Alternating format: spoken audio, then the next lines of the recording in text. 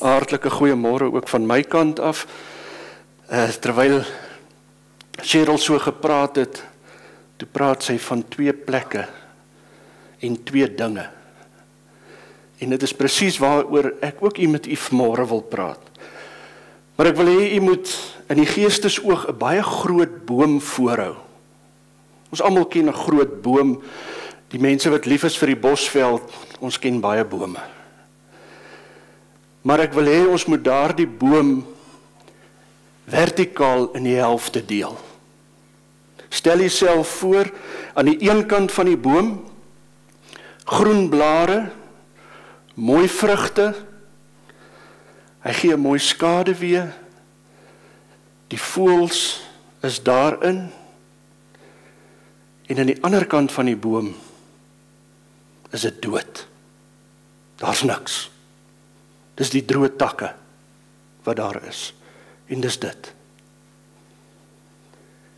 En hierdie 2 dinge wat ek vanmôre vir u wil voorhou, is liefde aan die een kant en haat aan die ander kant. Nee, weet, as u op sal loop kombuis toe net of eetkamer toe, die laaste boom, doringboom wat hier by die parkering is, en dit het hierdie hele tyd wat dit al met my spreek, en dit het hierdie, ek wil amper sê, hierdie 2 dinge ook in my lewe aangewakker, van haat en liefde. En as jy gaan kyk na daai laaste boom, en die bokant lyk dit totaal en al of die boom dood is. Dit is net takke. En as jy kyk aan die onderkant, is daar 'n paar groen spruite wat uitkom. En hoe mooi lyk dit. En as jy daai 2 met mekaar wil vergelyk, kan jy amper nie. Want die groen wat aan daai takkies is onbeskryflik. En vanmôre wil ek u konfronteer met 2 vrae. En ons elkeen het dit seker al een of ander tyd het ons dit geuiter. Het ons al hierdie 2 vrae of stellings gemaak in ons lewe? Man, ek haat jou. Ek staan skuldig. Ek staan skuldig. En aan die volgende ene het ek hierdie woorde geuiter van, ek is lief vir jou. As jy mos lief is vir iemand, jy omhels daardie persoon, jy wil daai persoon mos altyd by jou hê. Want dit is mos hoe dit is. En daarom is dit belangrik dat ons moet let op daardie woorde wat ons spreek. Het ons nie ook die spreekwoord in Afrikaans, waarvan die hart van vol is, loop die mond van oor nie. En ons kom almal in daardie omstandighede. En om vir iemand te sê, ek haat jou, kan so 'n persoon totaal en al afbreek, verdroog, tot niet maak. Maar ek wil vanmôre wil ek eers ek wil amper sê by die droë kant begin, by die haatkant. En ek het probeer kyk, wat kan ek kry, wat vir my haat die beste beskryf, en vir my die beste 'n betekenis kan gee. Wat ek kon gekry het, en wat ek gevoel het is die regte een, is haat, is 'n gevoel, wat 'n emosie van woede, of gegriefdheid, kan ontlok, teenoor sekere mense, of sekere idees. Ek herhaal dit. Haat is 'n gevoel. Dis 'n gevoel, dis nie 'n vrug nie. Onthou ons boom wat mooi vrugte dra aan die een kant. Haat is 'n gevoel van wat 'n emosie van woede of gegriefdheid kan ontlok teenoor sekere mense of idees. Het ons al daarby stil gestaan, u en ek? En ek wil vir ons in die Ou Testament, na die Ou Testament toe vat in Ester. En ek wil vir ons 'n baie bekende gedeelte voorhou van haat en wat alles daaruit spruit, uit haat uit. Ester hoofstuk 3. En ek gaan net so 'n paar verse vir ons daaruit lees.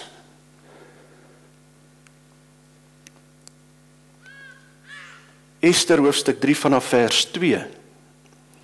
En aan die dienaars van die koning, wat in die poort van die koning was, het gebuig en voor Haman neergeval, want so het die koning aangaande hom bevel gegee. Maar Mordegai het nie gebuig of neergeval nie. So wat gebeur hier? Hier word 'n saadjie gesaai. En dit gaan verder.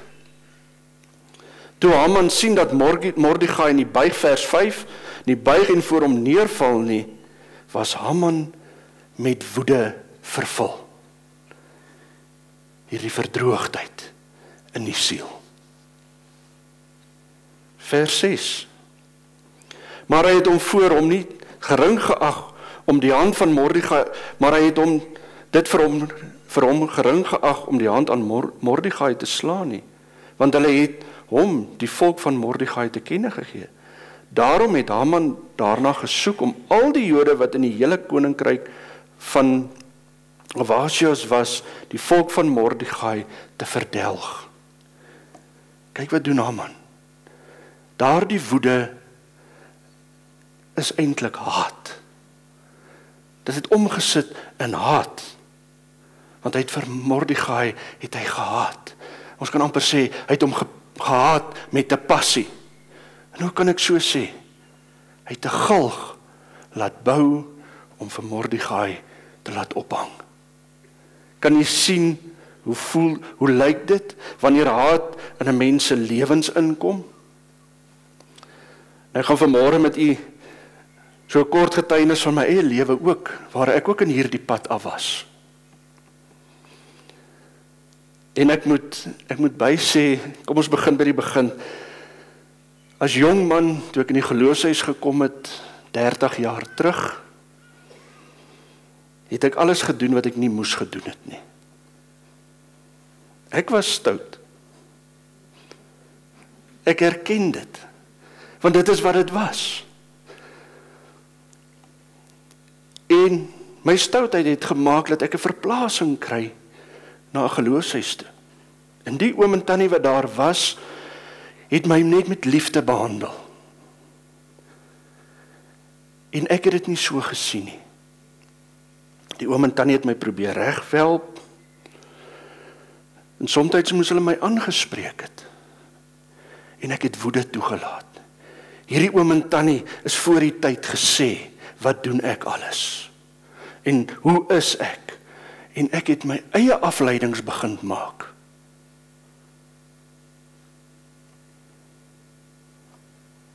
En die uiteinde daarvan het ek verdroog.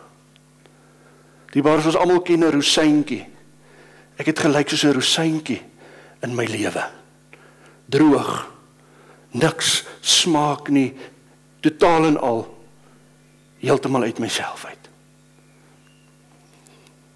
Jy weet, en na 'n dag aangebreek wat ek besef het. Ek moet gaan regmaak, want ek is besig om heeltemal te verdroog. Ek kan nie verder aanbeweeg as ek op hierdie manier aanhou nie. En ek het na die oom en die tannie toe gegaan, baie lank nadat ek by die geloofshuis weg is. En ek het vir die oom en die tannie gaan sê, ek is jammer. Ek het so opgetree, ek het dit gedoen, ek het haat aangeblaas, almal wat wou geluister het ek ook vertel van hulle, hoe sleg is hulle. Wat het ek gedoen? Ek het 'n saadjie van haat in iemand anders se lewens gaan plant. Daarom sê ek weer, ek moet let op my woorde, wat ek sê. En ek het hierdie gedeelte gevat en ek het haat, het ek 'n wortel gaan maak. En ek dink as ons hier staan, gaan elkeen van ons wortels kry. Ek het so 'n paar wortels en so 'n paar sywortels van haat, wat ek graag met u wil deel. En ons kan elkeen ons eie hier byvoeg. Ons kan net vir 'n oomblik dan ons hand in ons eie boesem gaan steek en sê, Here, hoe lyk dit? Hoe lyk die haat in my lewe? My eerste wortel wat ek hier neergeskryf het, kan ons sien dat haat 'n wortel van die kwaad is en nie 'n vrug nie. Lees maar daar. Ons sien daar by die vrug van die Gees, ons sien nie haat nie. Nêrens te staan daar iets van haat nie. Daar is simptome van haat. Dit maak al die mense om my, as ek vol haat is, maak dit ook al die ander mense om my onrustig. Gaan kyk maar. Jy verdroog nie net by jouself nie, maar jy plant die saadjie van haat by ander en hulle begin ook te verdroog op dit wat ek besig is om te saai. Nou haat maak dat jou siel ongelukkig en bitter en uitverdroog het. Kom ons gaan kyk na so 'n paar sywortels van hierdie penwortels. Afguns. Jy gaan niemand meer iets nie. Ek gaan so 'n paar versgedeeltes aanhaal, jy hoef dit nie na te slaan nie. Markus 7 vers 20 tot 23. Gaan lees dit. Afguns. En dan die een wat ek in my omstandighede was, op daardie stadium het ek dit bemeester om onderduims te wees. Ons ken mos die woord. Jy is onderduimsman. Ek dra stories of ek vertel stories wat nie die waarheid is nie. En as ek voor daardie persoon kom, my broer, my suster, jy is so wonderlik. Jy is die beste potlood in die pakkie. Dis hoe dit werk. Ek is onderduims. Dis wat in my hart is. Maar intussen tyd kook ek oor van die haat teenoor daardie persoon. Dan raak jy hoogmoedig. Jy stel jouself op 'n troontjie. Jesaja 2 vers 11. Ek lees net vir ons dit uit die 2020 vertaling. Hy sê, die trotse oë van die mens word verneder. Die hoogmoed van die manne word neergeslaan. Die Here alleen sal verhewe wees op daardie dag.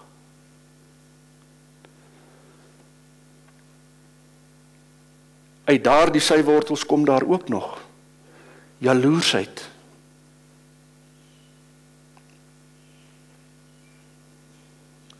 Skynheiligheid. En dan natuurlik mag. Ek wil mag hê oor daardie persoon. En soos ek net nou ook gesê het, jy's kwaad vir daardie persoon. Jy saai, hou aan kwaad saai. Jy raak vol agterdog teenoor daardie persoon. En dan tree die bitterheid in. Wanneer jy totaal en al verdroog. Daar is geen lewe meer in jou oor nie. En dit bring my weer daarso by Haman en by Mordegai. Hoeveel haat was daar betrokke? Hoeveel haat het ons daar gesien? Maar ek wens jou eerder, jy's dood.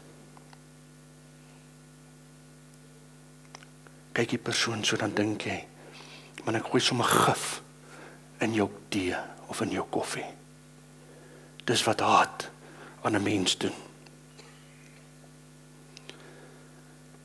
En daar is een skrif, 1 Johannes 2 vers 9, wat ek graag vir ons wil lees. En dit spreek met ons elkene. En ek gaan hom lees soos wat hy is, en dan gaan ek hom net so bietjie verpersoonlik ook. 1 Johannes 2 vers 9. Hy wat sê dat hy in die lig is, en sy broeder haat, is in die duisternis tot nou toe. Kom ons maak hom so klein bietjie meer persoonlik. Ek wat sê dat ek in die lig is en my broeder of suster haat, is in die duisternis tot nou toe. Hoe lyk dit vanmôre? Het ons dalk een van daardie sade in ons binneste? Het een van ons dalk op daardie plek gekom dat ek iemand anderste wil doodmaak of gif in hulle tee of koffie wil gooi? En dit gebeur nie net by die werk of by die huis nie, dit gebeur by ons tussen ons in die kerk ook. Ek loop eerder ander pad voor ek in daardie persoon se gesig wil vaskyk. Ek maak eerder of ek met die persoon langs my gesels as om daardie persoon te groet. Dit is wat haat aan 'n mens doen. Net vir interessantheid. Die woordjie haat kom 110 keer voor in die Bybel. En ek gaan net nou vir u sê wat beteken liefde. Of hoeveel keer is liefde in die woord van die Bybel. Kom ons los nou hierdie gedroogde kant. Ons elkeen kan self gaan ondersoek instel. Waar staan ons in hierdie gedroogde kant? En kom ons moedig mekaar aan dat ons daardie haat uithaal, dat daar ook weer lewe aan daardie kant kan wees, soos wat hierdie doringboom is. Kom ons gaan kyk na die ander kant. Liefde, wat groen is, wat vrug dra, lieflike blare het, en jy wil graag naby daardie boom wees. En ek het probeer om liefde saam te vat. En die enigste manier hoe ek dit kon beskryf het is, liefde is die hart van die Christelike geloof. Dit is God self. Ware liefde is onvoorwaardelik, selfloos en opofferend. Dit soek nie sy eie belang nie, maar dien ander met genade en vergifnis. Om lief te hê is om soos Christus te leef, om te gee sonder verwagting en om die lig in ander se lewens te wees. Dis hoe ek vanmôre liefde kan saamvat. Nou dierbares, waar gaan ons 'n beter vergelyking kry of omstandighede kan kry van liefde as die kruishout van Golgotha nie? Daar is nie 'n beter verduideliking, 'n beter plek nie. Maar ek wil graag vir ons in Efesiërs hoofstuk 3 vanaf vers 14 lees. En hierdie is die gebed wat Paulus vir die Efesiërs bid. Maar hy lig ook die liefde van Christus lig hy hier uit. Efesiërs 3 vanaf vers 14. Om hierdie rede buig ek my knieë voor die Vader van ons Here Jesus Christus, van wie elke geslag in die hemel en op aarde sy naam ontvang het. Ek het hierso gesê, het ek liefde ontvang. Dat hy aan julle mag gee, na die rykdom van sy heerlikheid, om met krag versterk te word, deur sy gees in die innerlike mens. Sodat Christus deur die geloof in julle harte kan woon, julle wat in liefde, luister mooi, gewortel en gegrond is. Dis waar u en ek ingegrond moet wees, in Christus se liefde. Onbeskryflik. en julle sal in staat kan wees om saam met al die heiliges ten volle die begrip wat die breedte en die lengte en die diepte en die hoogte is, en die liefde van Christus te ken, want die kennis oortref, sodat julle vervul kan word tot al die volheid van God, en aan hom wat mag het om te doen ver bo alles wat ons bid of dink, volgens die krag wat in ons werk. Aan hom die heerlikheid in die gemeente, in Christus Jesus, deur alle geslagte, tot in ewigheid. Amen. Dit is waarin u en ek gegrond moet wees. Kom ons gaan kyk, wat is die wortel van liefde? Hoe gaan ek dit beter kan sê, as Galasiërs 5, vers 22? Dit begin met liefde. Dit kon net sowel met selfbeheersing of lankmoedigheid begin het. Nee, dit begin met liefde. Liefde trek mense na jou toe aan. As jy waarlik Christus se liefde in en deur jou laat lewe, trek dit mense na jou toe aan. Mense wil met jou gesels, mense wil graag by jou wees. Waar haat die teenoorgestelde doen, stoot almal weg. En wie van ons kan nie sê, dat liefde, om geliefd te wees, laat ons gelukkig voel nie. Dis tog lekker, om lief gehet te word. Kom ons kyk, na so 'n paar van hierdie sywortels van liefde. Blydskap.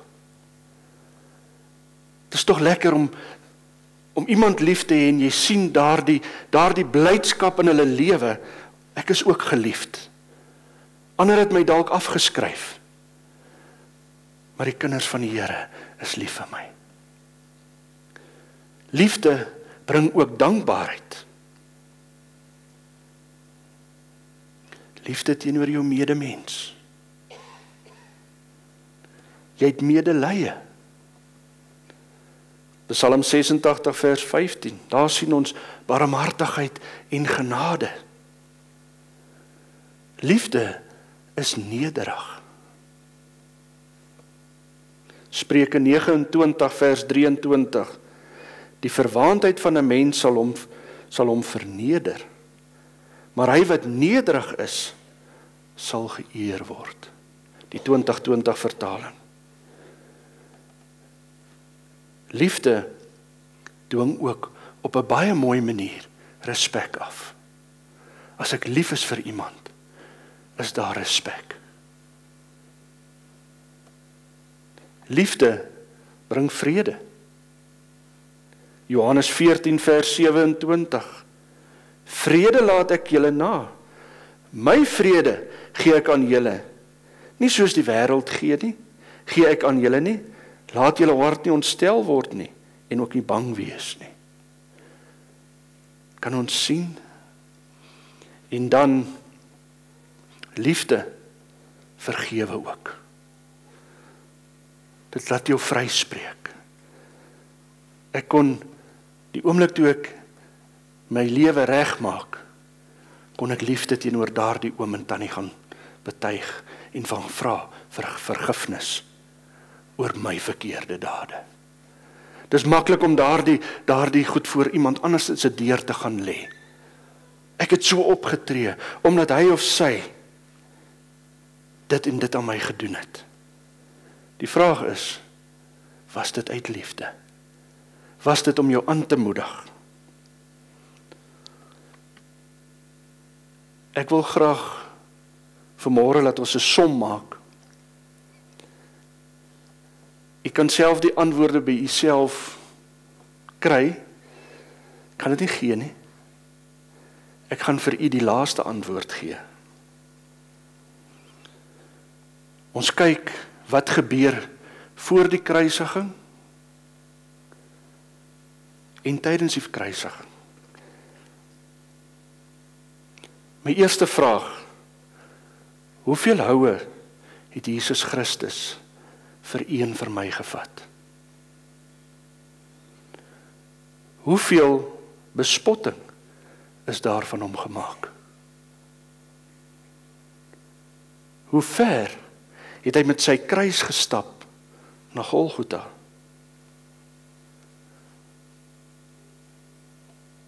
Hoeveel keer is hy deurboor? Kom ons stel hierdie vrae by mekaar. Ons het 'n antwoord. En die antwoord, liefde. Dis wat liefde doen. Christus het ons so lief gehad, dat hy gegeesel is, dat hy bespot is, dat hy sy kruis gedra het, dat hy vasgenaal is aan 'n kruis. En dit uit liefde vir u en vir my. En ek wil vanmôre wil ek afsluit met 'n aanhaling van Dorotheus van Gaza het gesê: hoe nader ons aan God kom, omdat ons hom liefhet, hoe meer word ons verenig deur ons liefde vir ons naaste. En hoe groter ons eenheid met ons naaste, hoe groter is ons eenheid met God. Ek lees dit weer. Hoe nader ons aan God kom, omdat ons hom liefhet, hoe meer word ons verenig deur ons liefde vir ons naaste.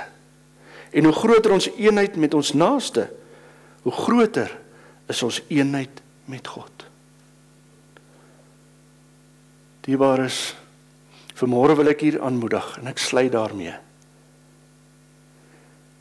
Kyk of u nie maar van daardie haat in die binneste kan ontslaa raak nie. En laat u volkome kan groei en kan vrug dra in Christus. En dan, soos ek net nou gesê het, sluit ek die woord liefde kom 161 keer voor in die Bybel. 51 keer meer as haat. Is dit dan nie die moeite werd om liefde teenoor mekaar, teenoor Christus en teenoor ons medemens te openbaar nie? Ek prys sy naam.